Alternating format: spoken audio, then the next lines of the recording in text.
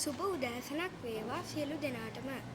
ශ්‍රී වික්‍රම රාජසිංහ රජුගේ පාලන තන්ත්‍රයෙන් අවසන් වූ නාත විෂ්ණු කතරගම පත්තිනි සතර දෙවිවරුන්ගේ ආශිර්වාදයන් මැද උතුම් දළදා කරඬුවේ උරුමයද සහිතව අලංකාරවත් හා ඓතිහාසික වැදගත්කමක් ඇති මහනුවර නගරයේ අද ඔබ සැම අතර සිටීමට ලැබීම ගැන මම ඉතා සතුටු වෙමි. අද මම සාමය පිළිබඳ කෙටි අදහස් කිහිපයක් ඉදිරිපත් කිරීමට කැමැත්තෙමි. සාමය යනු ආදරය, කරුණා සහ අන්‍යෝන්‍ය ගෞරවය සමග එකමුතුව ජීවත් වීමයි. සාමය පවතින විට මිනිසුන්ට ආරක්ෂාවක් හා සතුටක් දැනේ. සාමය ආරම්භ වන්නේ අප එක් දෙනාගේ වචන හා ක්‍රියාවන් තුලිනි.